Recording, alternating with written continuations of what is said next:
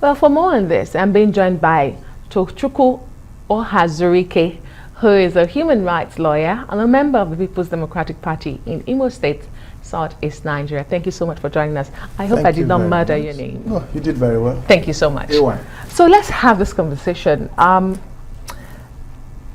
Is it that political parties in Nigeria don't learn from the past? Because when I look at this situation in Imo, it reminds me clearly of something we've seen before in Rivers State, we've seen in Zamfara State, how parties go ahead to have this very shrouded primaries and end up losing the elections. Even though they've won the elections, the courts then void the elections. That's what I mean. So is that how political parties don't learn? What exactly happened in Imo State? Well, thank you very much. The situation in Imo is that a man emerged as the national secretary of the party and suddenly decided to have interest to become the governor or the governorship candidate of the PDP in Imo State, and now decides to dismantle the entire party structure so that he could put his own people. But even if you're the national secretary of the party and you want to dismantle, there should be lawful ways of dismantling. Don't unlawfully dismantle a party structure that is already existing in the state. So that is what happened in Imo State on the 30th of April, on the date when there was supposed to be the 3 delegates from each of the 305 wards in Imo State. What he did was the people that came to Imo arrived in Imo State and the result sheets were missing. After so much pressure, they now produced 25 of the 27. The 3 people that arrived from the national? Yes, that arrived from the national. Now, the result sheets were now missing. After so much pressure by the state party structure and everybody now gathered, people now left their various wards all around the state and gathered at the state party secretariat. Under pressure, they now brought out the result sheets for 25 local government areas, but that was late in the evening. What of the other 2 for Idato North and Idato South? They were nowhere to be found. So because the exercise couldn't be conducted on that Saturday, on that day, they now took these 25 result sheets and handed them over to the State Security Service. The following day, the Abuja people now wanted to go and collect these result sheets from the SSS, but were stopped by the state and the exercise was not done. Note that only 25 were dropped with the SSS. But the PA of the chief of staff of the national secretary is from the Idato local government area. So the 2 result sheets for Idato North and Idato South local government areas were missing. So it's a taking now that the chief of staff knew where those result sheets were, because if he didn't know, and till date, the chairman of that panel that was to conduct that election did not mention where those result sheets were. So fast forward to one of the aspirants for the House of Reps now went to court because the national secretary was reported in the media to be celebrating the outcome of the delegates' elections and congratulating the team that they had done well and that the election was free and fair in the entire state. But fast forward, INEC report comes out, and the INEC report now says that the elections were substantially non-compliant with the Electoral Act and actually voided the process. The man now has gone back to write a letter yesterday, 9th of May, to INEC that there will be a fresh Congress in Imo State, to elect the 3-man Congress today.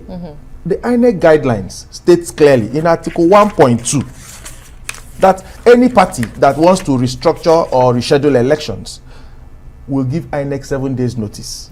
But he wrote a letter dated 9th of May communicating INEC that there will be Congress on the 10th of May, being today. Already today is scheduled for the local government congresses to elect 1-man delegate that will go to the National Convention.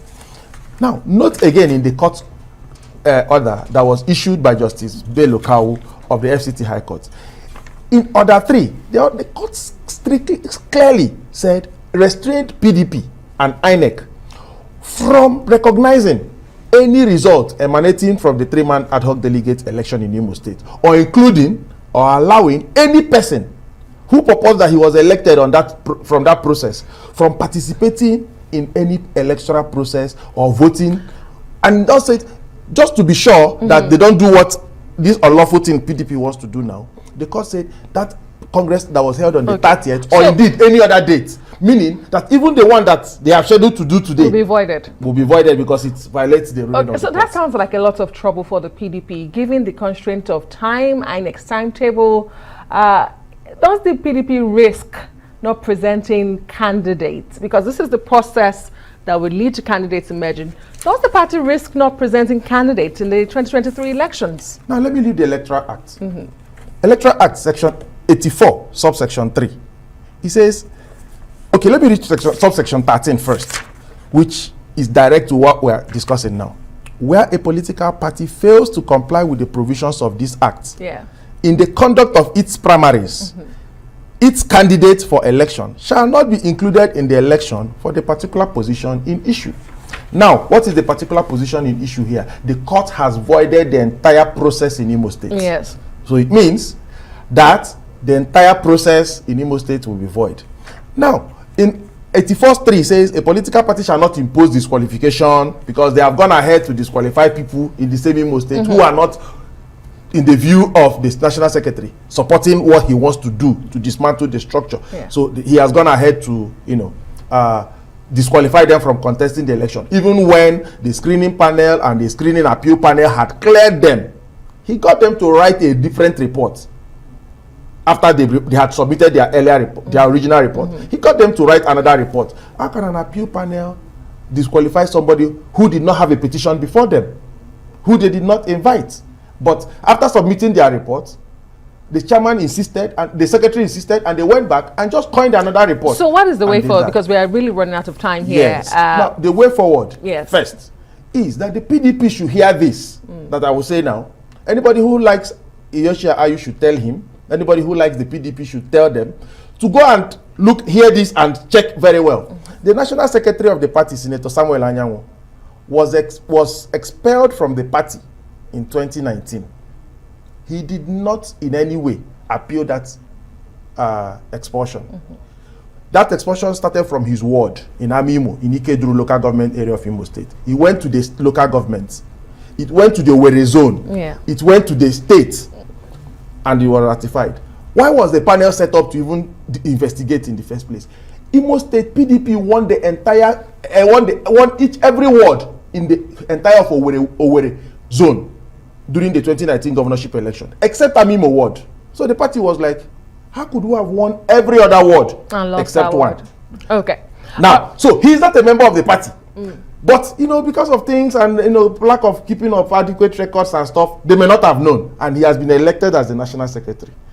People are watching, APC people are watching, waiting for him to sign nomination forms. And they will void the entire nomination forms, from the presidential nomination form to the least House of Assembly form that he will sign. Well, I hear a lot of lack of internal democracy here, and we do hope to hear from the other party, because these are allegations, and we'll hear from the other party as well. But I must thank you very much for coming on the show today to express your views on this pertinent issue developing from Imo State.